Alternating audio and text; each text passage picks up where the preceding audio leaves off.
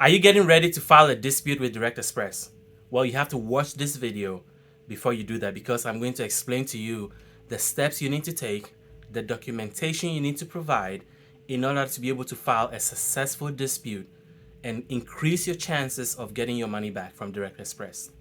But before I get into it, if you're new to this channel, I want to urge you to subscribe to our channel, because we release videos all the time about Direct Express, Social Security, disability, including SSI and SSDI, and we want you to be the first to know. So let's dive into it. So you have a dispute you want to file with Direct Express.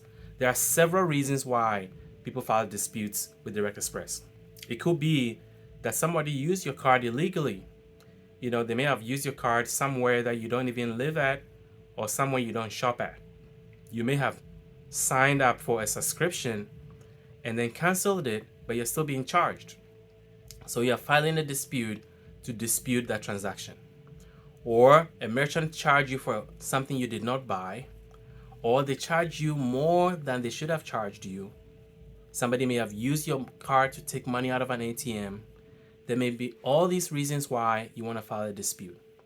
So here is the steps you need to take to start the dispute process. Now, remember, the Direct Express dispute process is very specific, and you have to follow their process and within the time frame they've provided. Otherwise, your dispute is not going to count. So here's how it works. So step one is you have to call Direct Express customer service. I know. A lot of you have complained about how hard it is to get Direct Express customer service on the line. That's the way it is, and we just have to live with that and work with that. So call Direct Express customer service. The number is at the back of your card. You can also find it on their website. If you don't have it, I can give it to you. It's 1-888-741-1115. Call that number and file a dispute. Before you call, make sure that you have all your documentation ready so that you can tell them the transaction you're disputing, the date it happened, what the merchant is, and the amount. Have that information ready, because they're going to ask you that. That is what is going to initiate the dispute process. Now, once you get a customer service person on the phone and you initiate your dispute, they're going to give you a tracking ID for your dispute. And then they are going to mail you a package that you have to complete. Now, this is very, very important. Calling them and filing a dispute is just the first step of a very long process. So let's go into it. So once you call them, they're going to mail you a package right away. You should get that package within a few days.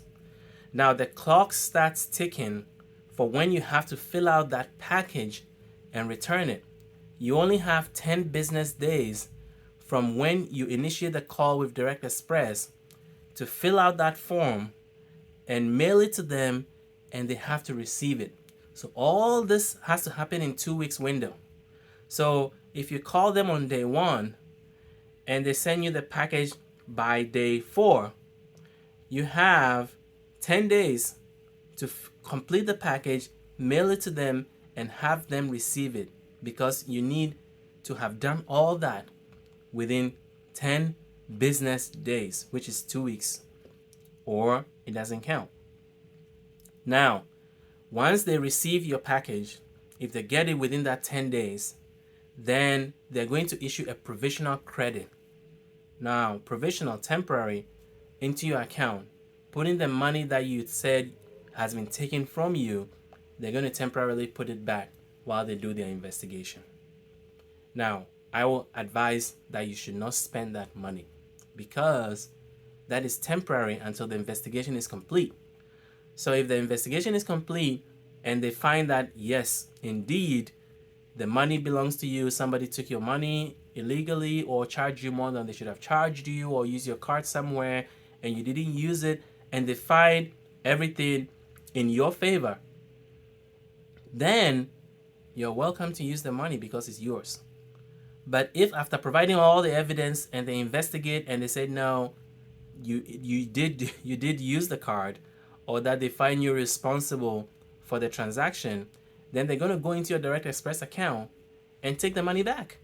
So if you've already spent it, what's going to happen is that the next time the government sends you your benefit payment, whether it's Social Security or disability or veterans payment, Direct Express is going to take that money back.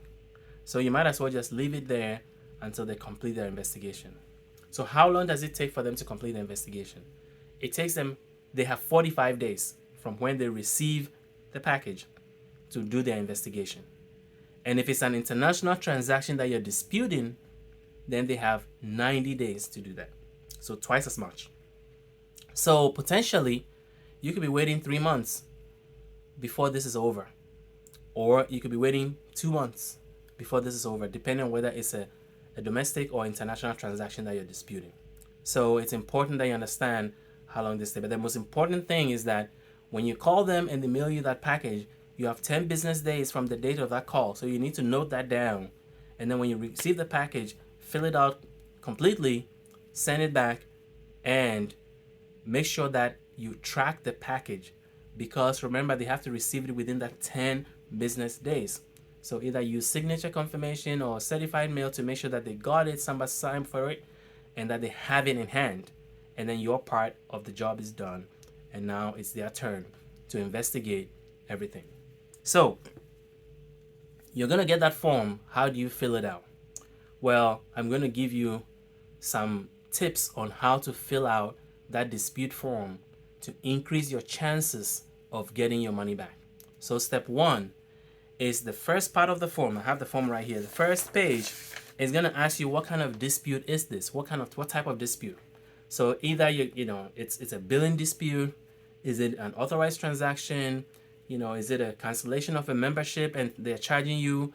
Is it a merchant amount dispute? Did they charge you more than they should have charged you? So that first page of your dispute form is to tell you, to tell them what kind of dispute is this. So that's the first part. And you have boxes that you can check and explain what exactly that is about.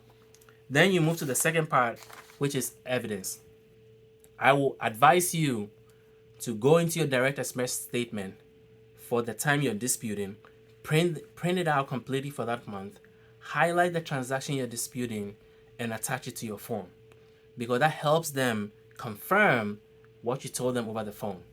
It just clarifies things and shows them specifically what transaction or transactions you're trying to dispute and give them clear evidence of that. So that is evidence. Then the next page is going to ask you to provide details of the transaction. So there's going to be a little box that's going to have the date, merchant, amount.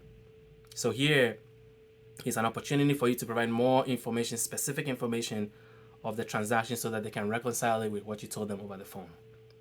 Then after that, there's a comment box, which is your opportunity to give them your evidence, give them your story, what happened. So here, you have to be as detailed as possible. Tell them everything you know about the circumstances surrounding this. I went to my bank account, or I went to my Direct Express account, I was trying to buy something, and I realized I have no money, but I thought I know I have money. I went and looked at my bank account online, and the money was gone. I realized that somebody spent it in Texas. I live in Maine, and so I'm disputing the transaction because I did not authorize that transaction. Whatever your story is, it may be a version of what I just said, you have to write it down. Now, if that box they provided you is not good enough, or it doesn't, it's not big enough to cover your story, just write them a letter.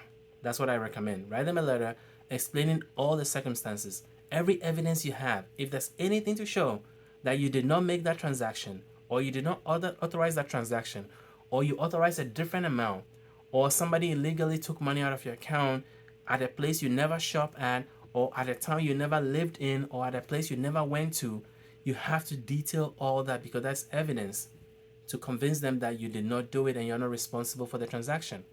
Now remember, it is your job to convince them that this is not you did not do this, and that you deserve the money back. So as convincing as you can be with all the supporting evidence that you have is going to increase your chances of getting your money back. So whatever evidence you have, if you were traveling or you're in a different place, you can't be at two places at the same time. So show that I was in Vermont and the card was used in Florida.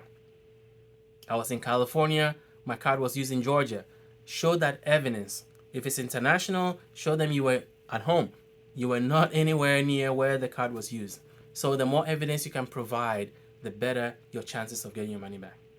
And then once the decision is made, it's either going to be in your favor or not, or they may request more information. So if they request more information, they're going to tell you the time frame by which they want you to submit that additional information.